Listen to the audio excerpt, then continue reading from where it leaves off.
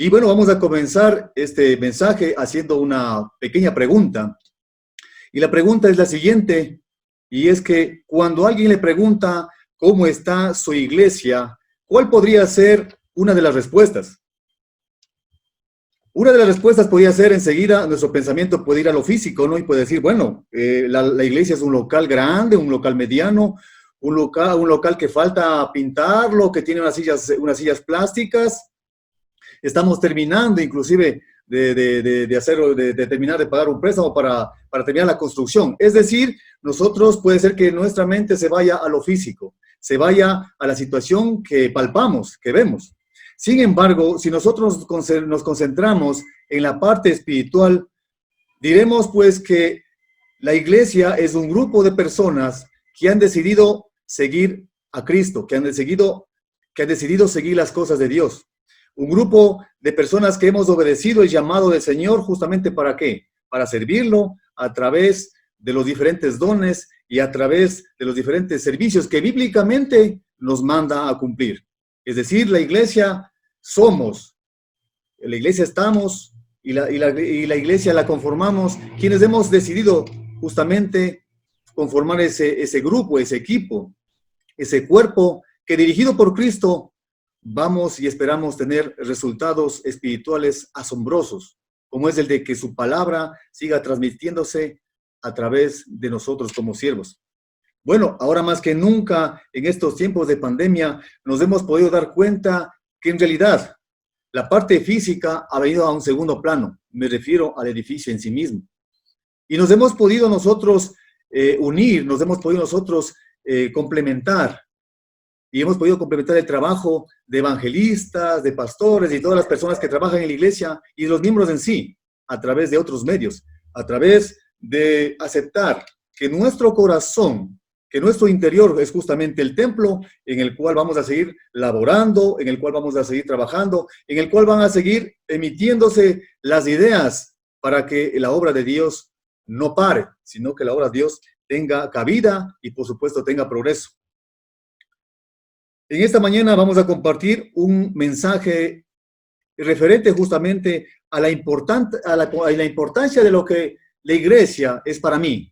La importancia de la iglesia para mí, para ti, mi hermano, y también la importancia para todos nosotros para seguir demostrando que la iglesia es importante para nosotros demostrar nuestra fidelidad para con el Señor y reuniéndonos haciendo un buen uso de los medios que Él mismo nos permite utilizarlos. Bien, ahora la palabra iglesia tiene diferentes significados que muchos, pero pocos, muchos significados que han sido emitidos, que han sido plasmados inclusive en libros y en tratados, pero pocos consideran a la iglesia como una parte esencial para agradar a Dios. ¿Cuál es el objetivo principal de reunirme en la iglesia, o con la iglesia, mejor dicho? Es de agradar a Dios, es de agradar a Dios y sentir que Él tiene una misión importante para nosotros, pero el pensamiento primario es siempre reunirme con la iglesia para agradar a Dios. Lo cierto es que la iglesia es importante para Dios, ya que Dios le dio una importancia extrema a su iglesia a través de su Hijo. Por consecuencia, debe ser importante para todos nosotros. Como cristianos, debe justamente primar ese pensamiento de servirle a Dios ante toda circunstancia y en todo tiempo. Y eso es lo que estamos haciendo. Y eso es lo que están haciendo ustedes, mis queridos hermanos y oyentes, al unirse en este momento y escuchar justamente lo que Dios nos tiene preparado para nosotros. Vamos a comenzar este mensaje haciendo referencia a la importancia que tiene para mí debido a las personas para quienes fue importante. Es decir, ¿en qué me concentro yo sobre la importancia de la iglesia? Me concentro justamente en la parte que caló profundamente en esos referentes, en esas personas referentes que ahora guían mi camino, mi destino cristiano. Y justamente uno de esos referentes vemos que fue el apóstol Pablo. Fue el apóstol Pablo una persona designada por Dios para llevar su mensaje a través de circunstancias duras. Y hemos leído acerca de este famoso y de este servicial Hijo de Dios en todo lo que él se emprendió a hacer. Luego de haber sido perseguidor, pasó a tener un papel fundamental dentro de lo que es el progreso del cristianismo. Vamos a ver, por favor, mis queridos hermanos, en Hechos, capítulo 15, versículo 36, en donde, si para Pablo fue importante, para esta persona referente de mi camino cristiano es importante, también para mí es importante. Y vamos a ver lo que pensaba el apóstol Pablo y cómo escribió el apóstol Pablo acerca de su trabajo encomendado. Y vemos que en el libro de los Hechos, escrito por Lucas, dice en el capítulo 15, versículo 36, después de algunos días, Pablo dijo a Bernabé, volvamos a visitar a los hermanos en todas las ciudades en que hemos anunciado la palabra del Señor para ver cómo están. Es decir, que la preocupación del apóstol Pablo, como podemos ver aquí en este versículo 36 del capítulo 15 de Hechos, vemos la preocupación del apóstol Pablo y Bernabé por las personas que ya ellos ya habían transmitido el mensaje del Evangelio. Pero la preocupación no solamente fue en llegar y hacer que esas personas conozcan el Evangelio, que pertenezcan a la iglesia, que estén en la iglesia, que estén unidos, sino que también se mantengan firmes y se mantengan felices con esa palabra, con esa noticia que habían escuchado. Pero para eso también era necesario, ¿qué? Visitarlos. Y era importante para el apóstol Pablo visitar, o por lo menos pensar tener esa decisión de visitar, de pensar en las iglesias que ellos habían formado para visitarlos y mantenerlos firmes, para visitarlos y mantenerlos unidos, para que esa gran causa de que más personas conozcan a Cristo pueda seguirse manteniendo incólume. De igual forma, en 2 de Corintios, por favor, van a acompañar en 2 de Corintios 2:4, en donde también vemos cómo el apóstol Pablo, cuando escribió en la segunda carta a los Corintios, ¿sí? Él también enseñaba acerca de cómo nosotros como iglesia debemos de estar nosotros unidos y preocupados unos por otros. Y nos dice textualmente en 2 de Corintios 2:4, por la mucha tribulación y angustia del corazón os escribí con muchas lágrimas, no para que fuereis entristecidos, sino para que supierais cuán grande es el amor que os tengo. El amor de Pablo se caracterizaba justamente por esa entrega por el prójimo, por esa entrega por las iglesias, por esa entrega por los miembros de las congregaciones donde él iba formando, y la preocupación de él no era solamente temporal, la preocupación de él era constante. A Pablo no le complacía a sus amigos, reprender a sus amigos y a sus hermanos en la fe, sino que se preocupaba por los corintios para confrontarlos por sus malas acciones. Es decir, él estaba queriendo llegar a esos lugares para ir corrigiendo lo malo que tal vez podían estar haciendo, para que el camino trazado para seguir a Cristo sea el adecuado y sea el correcto. Proverbios 27:6 nos recuerda, no lo van a buscar por favor, solamente lo voy a leer. Proverbios 27:6 dice, leales son las heridas que causa el que ama, pero falsos los besos del que aborrece. A veces nos podemos sentir así, que una persona que nos quiere, una persona que nos ama, puede ser que nos llegue en el momento indicado y puede ser que cause tal vez alguna herida para retomar las cosas buenas. Pero debemos aceptarlo porque viene de una persona que nos ama. Pero si nosotros recibimos besos, si nosotros recibimos halagos de personas que nos aborrecen, eso no va a tener sentido. Qué bueno saber que nosotros siempre vamos a tener nuestra vida y dentro de la iglesia, por supuesto, personas que nos aman, que nos quieren y se preocupan de nosotros con llamadas, con videollamadas y con muchos otros medios que se puede llegar a la persona, llegar a las familias, y eso es lo que estamos nosotros viendo, que Pablo nos enseñó a preocuparnos por la iglesia, a preocuparnos por el prójimo, porque el prójimo, la iglesia, fue importante para Pablo y esa enseñanza nos deja. A veces nuestros amigos toman también decisiones que sabemos que son malas, pero sin embargo, tal vez nuestro corazón se queda estático al pensar que podemos quizá ofenderle, pero si vamos con esa intención de ayudarle, como lo hacía Pablo, ténganlo por seguro, hermanos y oyentes, que no vamos a crear resentimiento, sino que más bien vamos a crear conciencia para que vayan cambiando las cosas.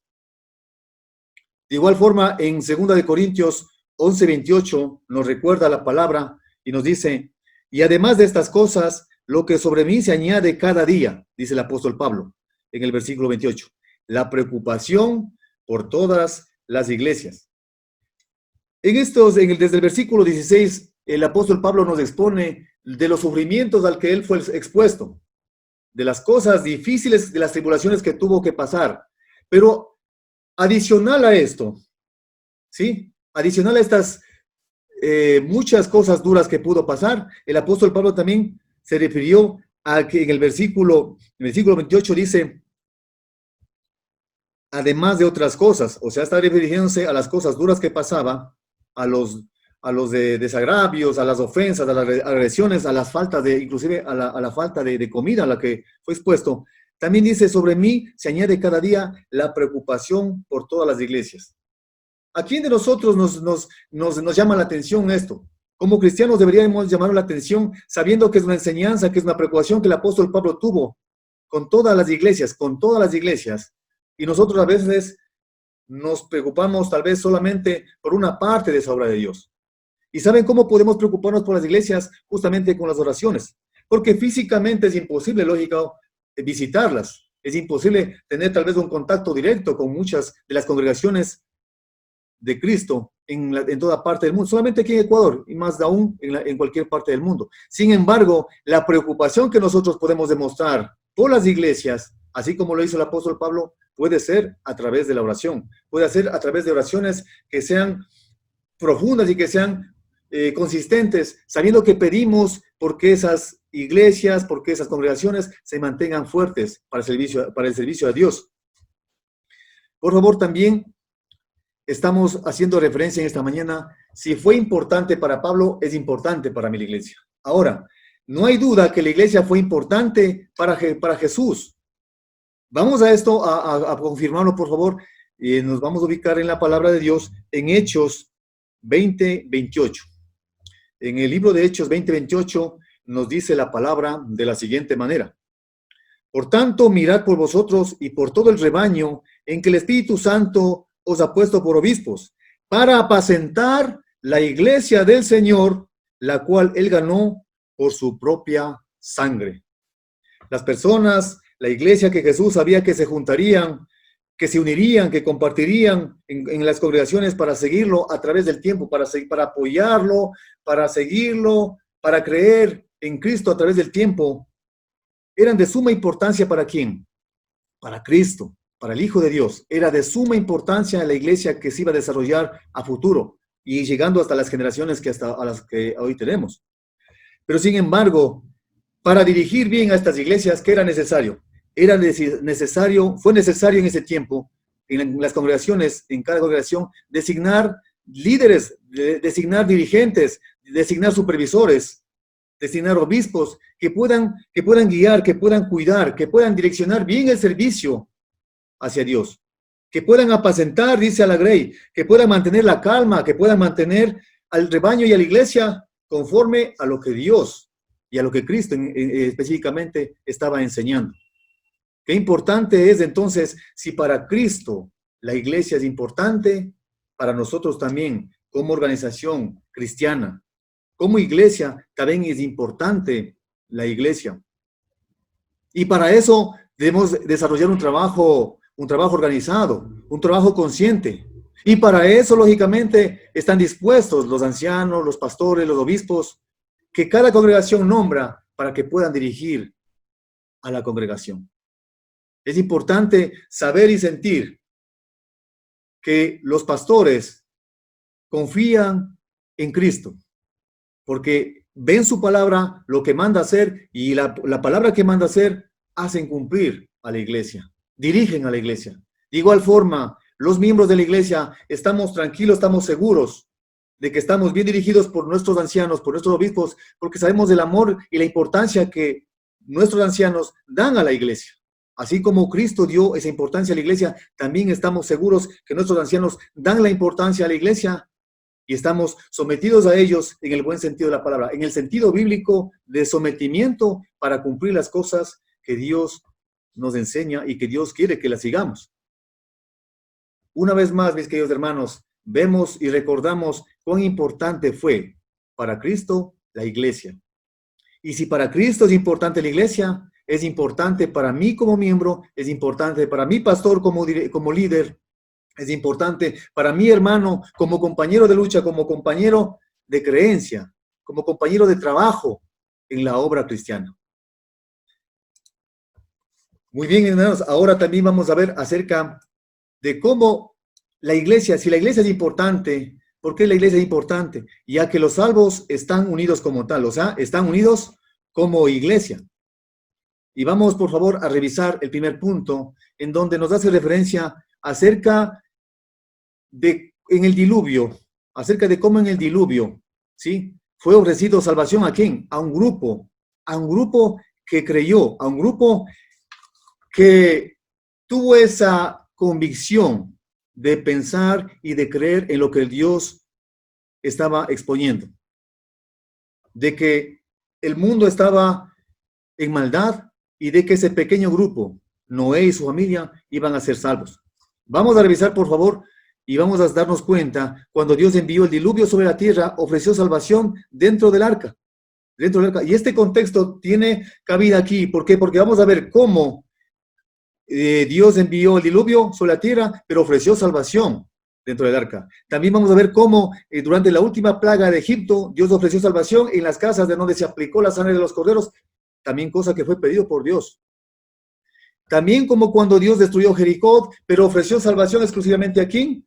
A los que estuvieron en la casa de Rahab, la persona que ayudó a los espías que estaban trabajando para Josué. ¿Enviados por quién? Enviados también, toda esa misión enviada por Dios. Por favor, vamos a ubicarnos en la iglesia, en la Biblia.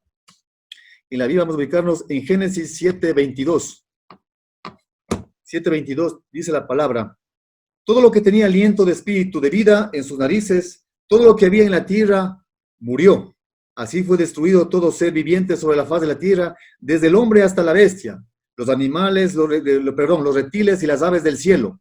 Fueron borrados de la faz de la tierra. Solamente quedó Noé y los que estaban en el arca. ¿Qué pasó aquí? Noé puso manos a la obra tan pronto como escuchó el pedido, el llamado de Dios a que construyera la barca.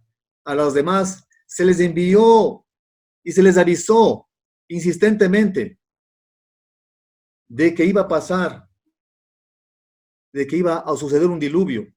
Pero sin embargo esta gente no creyó en el desastre, hablando físicamente de lo que iba a pasar. ¿Por qué? Porque ellos no creyeron, porque pensaban que eso no podía suceder, porque pensaron que eso no podía ser posible.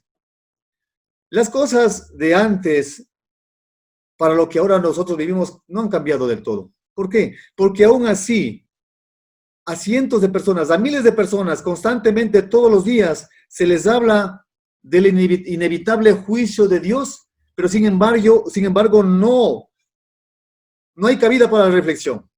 No hay cabida para la concienciación de decir, bueno, yo primeramente como humano, ¿cuál es mi propósito aquí? Y más aún, pensar de que esa persona va a aceptar a Dios y a Cristo en su vida. Va a tener mucha resistencia porque su vida ya está desviada por otros objetivos, desviada por otros sentires. Dios prometió a Noé que lo protegería y lo redujo a una familia, lo redujo a un grupo familiar que iba a ser salvo. ¿Dios cumplió? Por supuesto que sí. Dios cumplió que los protegería. Y esto, hermanos, este ejemplo que también nos da la Biblia en el Antiguo Testamento, nos anima a que nosotros debemos siempre sentirnos seguros por los brazos de Dios. Si Él, a través de su Hijo, nos promete salvación, es porque así lo va a hacer. Como iglesia, estamos unidos con un mismo propósito para ser nosotros merecedores de esa salvación. Dios lo dice, así va a ser. De igual forma, mis queridos hermanos, también vamos a ver, por favor, en Éxodo 12, capítulo 12, versículos del 21 al 23, en donde durante la última plaga de Egipto, Dios ofreció salvación en las casas donde se aplicó la sangre de los corderos. ¿Se acuerdan? Dice el versículo 21 al 23 de Éxodo 12. Moisés convocó a todos los ancianos de Israel y les dijo: salid y buscad corderos para vuestras familias y sacrificad la Pascua. Tomad un manojo de hisopo, mojadlo en la sangre que estará en un lebrillo, y untad el dintel y los dos postes con la sangre que estará en el lebrillo. Que ninguno de vosotros salga de las puertas de su casa hasta la mañana. Pues Jehová pasará hiriendo a los egipcios, y cuando vea la sangre en el dintel y en los dos postes, pasará Jehová de largo por aquella puerta, y no dejará entrar al heridor en vuestras casas para herir. ¿Qué tiene que ver también este pasaje? También tiene que ver mucho con la promesa que hizo Dios, para que pueda hacer el pueblo, para que Dios permitir que el pueblo de Egipto el ejemplo de Israel sea liberado de Egipto. También tuvo que pasar una plaga, prácticamente fue la última para que Egipto libere a Israel. Dios quiso que su pueblo esté a salvo para poder sacarlo de Egipto. Y para eso era necesario ¿qué? Identificarse con su pueblo para que su pueblo vea el poder que tiene Dios. Para identificarlo como un grupo de personas, como un grupo de creyentes en Dios, para que se hagan merecedores de las consecuencias de esa fe y de esa esperanza que tenían en Dios. Dios hizo esa promesa para proteger a los primogénitos israelitas y, por supuesto, Dios cumplió. Protegió a los primogénitos de los israelitas mediante esas condiciones, si cabe el término, de poder identificar la casa de los israelitas manchando con sangre de cordero sus puertas. Entonces el ángel de la muerte pasó de largo y no topó a los primogénitos israelitas. Una vez más demostrando que Dios estaba con su pueblo. Una vez más demostrando que Dios está siempre pendiente de sus hijos. En los tiempos de ahora, igual, mis queridos hermanos. Como iglesia, si para Dios es importante, su iglesia para mí también, para ti también, mi querido hermano. Ese es el punto principal, ¿no? Ahora, cuando Dios destruyó Jericó, de igual forma, ofreció salvación exclusivamente a los que estaban en la casa de Rahab. ¿Y quién era Rahab? Era una persona que les ayudó. Vamos a ver, por favor, en Josué, en el Antiguo Testamento, seguimos, ¿no? En Josué capítulo 2, versículo 18-19. Otro de los ejemplos en los cuales las personas que confiaron en Dios vieron que el poder de Dios estaba con ellos. Vieron que Dios los protegía, los ofrecía proteger y los llegó a proteger, los llegó a cuidar. Versículo 18-19 dice: cuando nosotros entremos en la tierra, tú atarás este cordón de grana a la ventana por la cual nos descolgaste, y reunirás en tu casa a tu padre y a tu madre, a tus hermanos y a toda tu familia, a toda la familia de tu padre. Versículo 19: cualquiera que salga fuera de sus puertas, su sangre caerá sobre su cabeza y nosotros seremos sin culpa.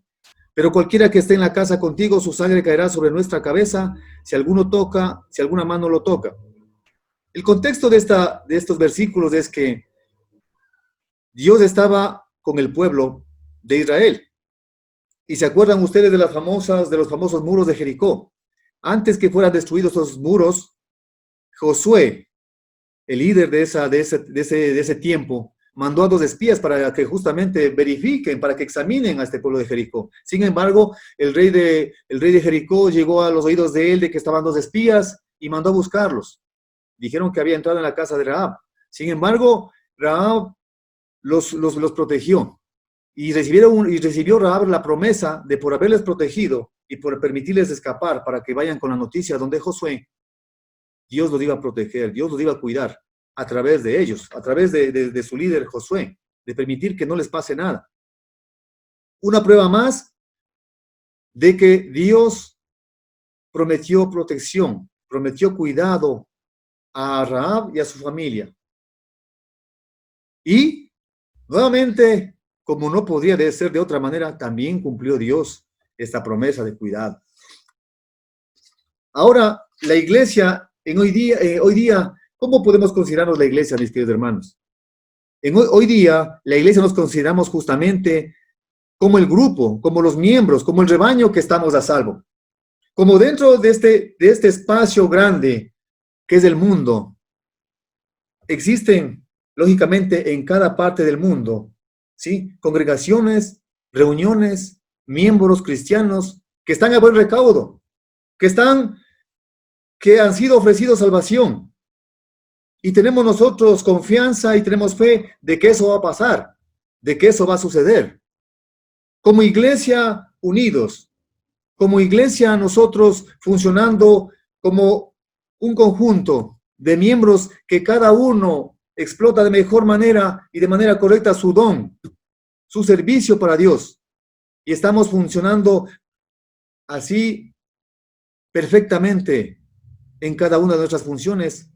Entonces podemos sentirnos que estamos en el lugar correcto, que estamos dentro, que estamos nosotros reconocidos dentro de una iglesia cristiana que está haciendo lo que Dios pide, lo que la voluntad de Dios así lo designa, y estaremos nosotros con esa seguridad de que pase lo que pase en este mundo, nosotros como cristianos seremos reconocidos.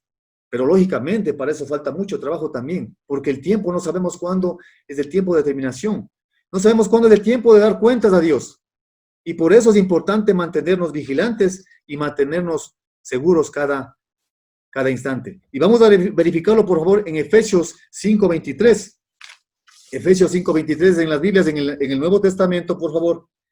En Efesios 5:23, algo importante, un versículo bastante expuesto, bastante pronunciado, bastante predicado inclusive.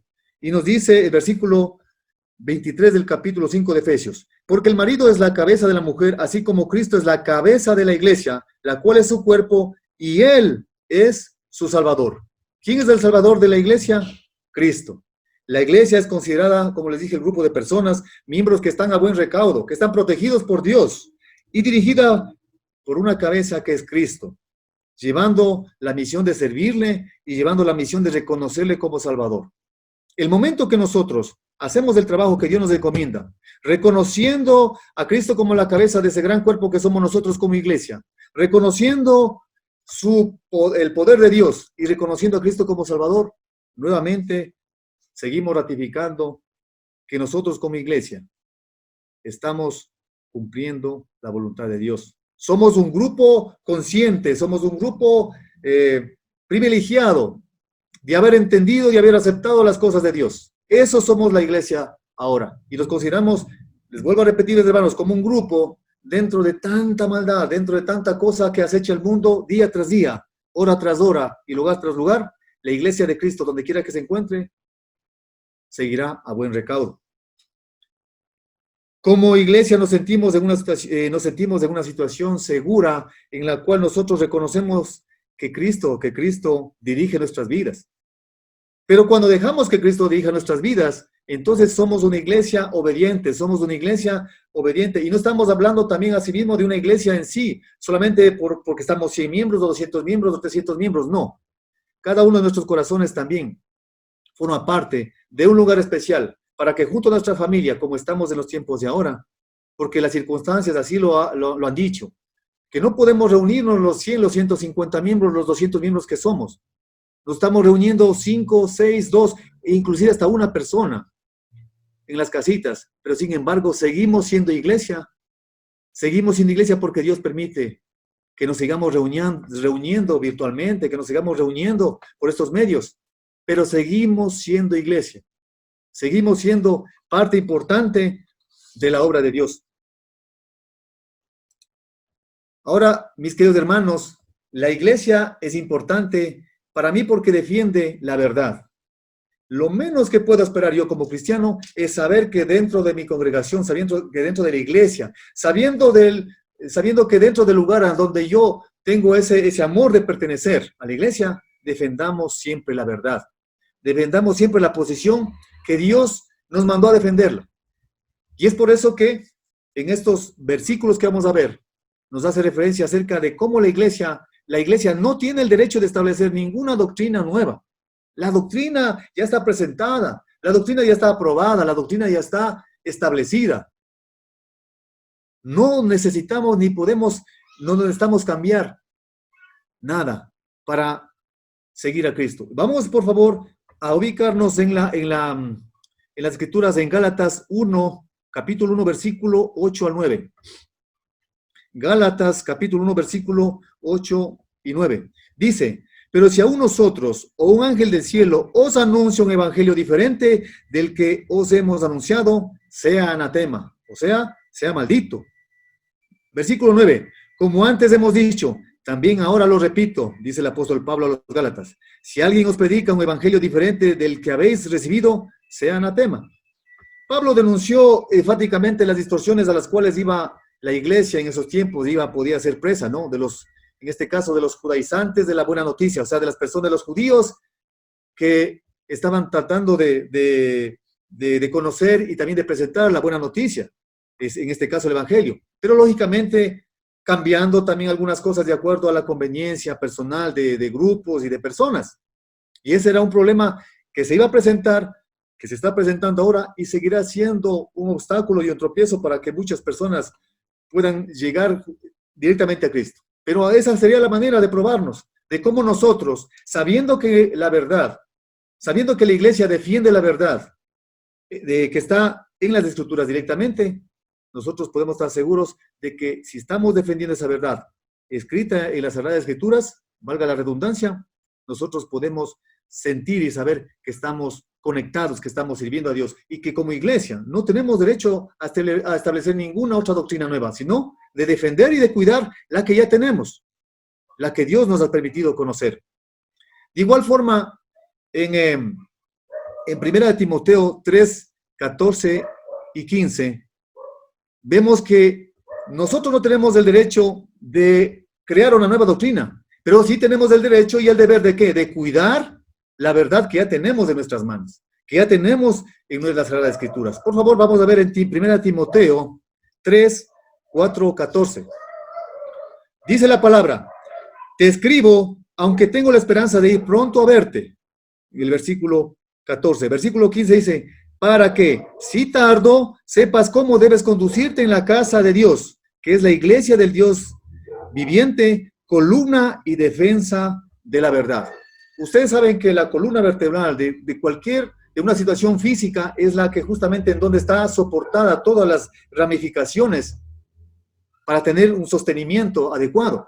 De igual forma, la verdad, la consistencia, la eficacia, la eficiencia que nosotros podamos emitir como cristianos de lo que estamos reunidos. Si alguien nos pregunta sobre la iglesia, tenemos que estar seguros a dónde vamos y qué es lo que vamos a decir. Tal vez no tengamos las palabras exactas en ese momento, pero sí nos podemos dar cuenta que nosotros, si nos hacen una pregunta, ¿qué hace usted en la iglesia de Cristo? Podemos nosotros contestar. ¿O por qué se llama iglesia de Cristo? Podemos contestar. Y todos los parámetros y todas las situaciones y toda la doctrina correcta que está plasmada como iglesia de Cristo, podemos defenderla. Pero ¿cómo podemos defenderla? Podemos defender en este caso, una situación si la conocemos. Y por eso es que debemos, todos los días estamos en constante escudriñando la palabra todos los días, todas las veces que podamos, ¿para qué? Para sostener la verdad. Para sostener la verdad y para poder nosotros defender esa verdad. Repetimos que si no tenemos el derecho de cambiar esa doctrina, lógicamente porque está bien escrita, bien establecida, pero sí tenemos el derecho de defenderla. No podemos nosotros hacernos de la vista gorda viendo de que algunas cosas quieren cambiar en referencia a la Biblia, a la Sagrada Escritura me refiero, ¿no? Y nosotros podemos ser impávidos o podemos nosotros dejar pasar por alto. Debemos con el modo, debemos con esa identificación de cristianos, debemos siempre defender las cosas de Dios. Esto causa que la iglesia no sea popular, por supuesto. ¿Por qué? Porque van a acusarnos justamente de conservadores, nos van a acusar de personas que estamos estáticas, que no cambiamos, que el mundo cambia y ustedes no quieren cambiar. Hermanos, queridos hermanos, déjenme decirles que las cosas de Dios, la verdad siempre ha estado establecida ahí. Y justamente este postmodernismo y todas estas circunstancias nuevas que estamos viviendo como mundo, presionan día a día, presionan hora a hora, con cambios que quieren someter al humano para supuestamente agradar a Dios. Y eso no está contemplado dentro de una formación y de un sostenimiento cristiano correcto, no está contemplado el de cambiar circunstancias o cambiar situaciones para agradar a unos pocos. La palabra de Dios ha sido, es y será siempre la misma. La palabra y la verdad que Dios sostiene y que nosotros debemos defenderla será siempre la misma. Por favor, vamos a 2 de Timoteo 4:3. 2 de Timoteo 4:3, en donde nos dice la palabra de Dios, pues vendrá tiempo cuando no soportarán la sana doctrina. Ya estaba anticipándose la palabra de Dios ¿sí? Y el apóstol, en este caso el apóstol Pablo, cuando escribió la segunda carta a Timoteo, dice específicamente en el versículo 3, pues vendrá tiempo cuando no soportarán la sana doctrina, sino que, teniendo comezón de oír, se amontonarán maestros conforme a sus propias pasiones, y apartarán de la verdad el odio y se volverá a las fábulas. En este versículo del capítulo 4 de la segunda carta del apóstol Pablo, como les decía, se hace referencia a los tiempos postreros, en donde se tendrán muchos inconvenientes. Y hablamos acerca de esos tiempos postreros en los cuales vendrán falsos maestros, vendrán torcedores de la verdad, quienes seguirán sus propios deseos, con los que buscarán cambiar lo que realmente quiere Dios y Cristo. Vendrán a cambiar lo que realmente Cristo nos enseñó y rechazarán la verdad e irán por los mitos.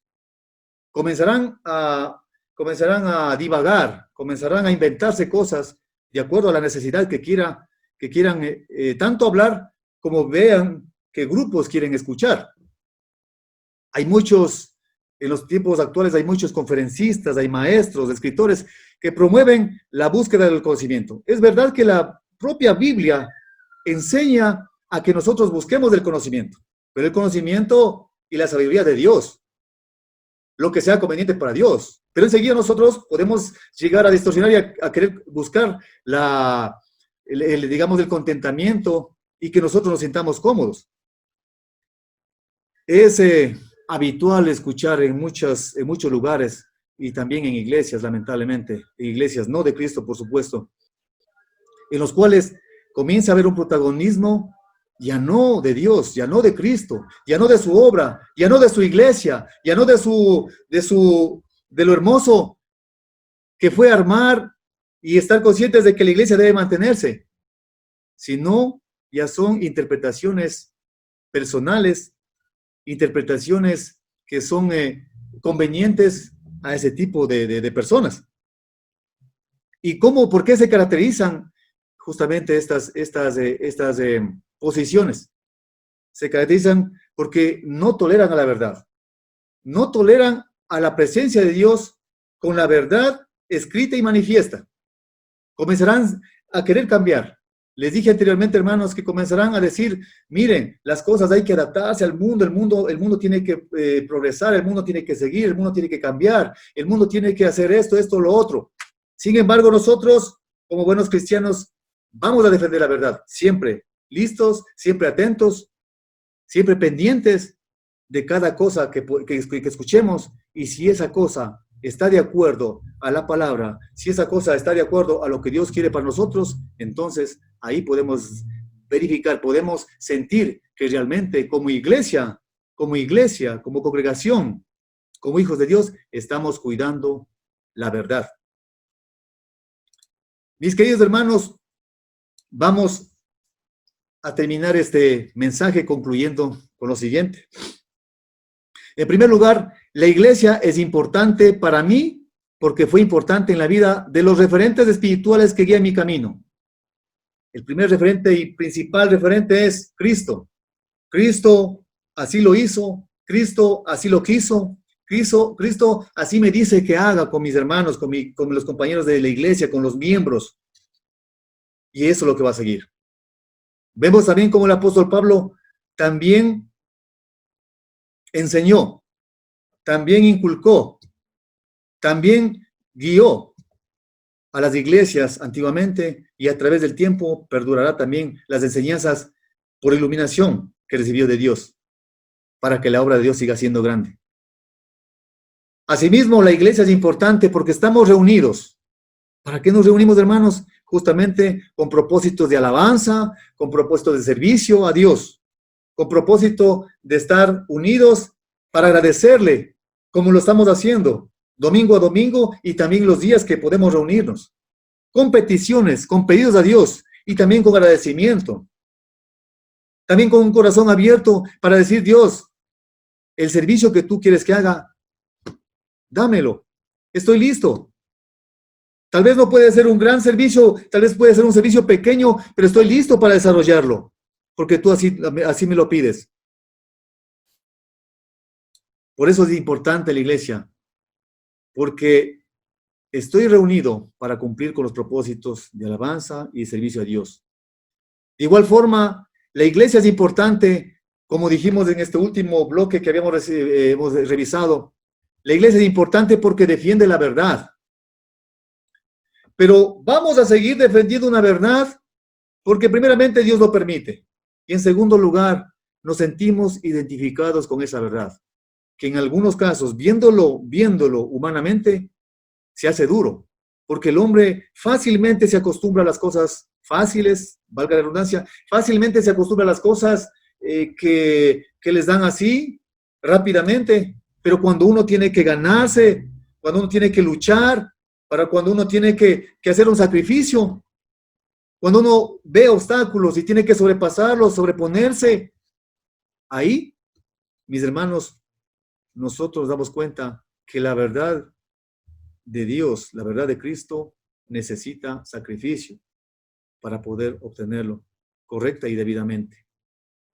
Mis queridos hermanos, en esta mañana que hemos compartido una reflexión acerca de lo importante que es, por eso le puse entre comillas la iglesia, porque para unos que desconocen, la iglesia seguirá siendo las cuatro paredes, pero para otros que revisan la palabra de Dios, que revisan la verdad, saben que en verdad hubo un tiempo en que Dios, personalmente Dios, Él mandó a hacer un templo, el famoso tabernáculo, pero fue un tiempo que ya pasó. Ahora estamos hablando de un templo en nuestros corazones. Estamos hablando de una iglesia que somos la congregación misma, que somos los miembros, que estamos decididos y estamos convencidos que el conocimiento de Dios es lo mejor que nos puede haber pasado. Por eso la iglesia es importante para mí. Por eso estoy dispuesto a seguir colaborando a mis pastores, a seguir colaborando a mis compañeros y a mis hermanos evangelistas, para seguir colaborando a mi hermano diácono, que también tenemos trabajo juntos. Estoy decidido a colaborar porque la iglesia es importante para mí. Porque en estos tiempos, para terminar, porque en estos tiempos, a pesar de haber tenido mucha limitación en desplazarnos a diferentes lugares, en visitar físicamente a personas, se ha demostrado que la iglesia es importante para, en este caso, para nuestros evangelistas, que han hecho un trabajo de seguir distribuyendo, de seguir predicando su palabra por cualquier medio, telefónico, medio digital. Eso ha sido, y también para nuestros pastores que también están dirigiendo nuestra iglesia. Eso me hace convencerme y me hace sentir bien de saber que la iglesia es importante para mí, para ti, mi hermano, y para todos los que quieren servir a Dios. ¿Cuán importante es la iglesia para usted, querido oyente? ¿Cómo se imagina usted la iglesia? ¿Con problemas, sin problemas? ¿Cómo se imagina usted? ¿Una iglesia grande, una iglesia pequeña? Le invito a seguir estudiando la palabra de Dios, y solamente en la palabra de Dios va a encontrar la respuesta a no solamente esta pregunta, sino a todas las preguntas que usted se haga con buena intención y siempre pensando en agradar a Dios. Mis queridos hermanos, les quiero agradecer mucho en esta mañana por escucharme. Que Dios me los bendiga y hasta una próxima oportunidad. Buenos días.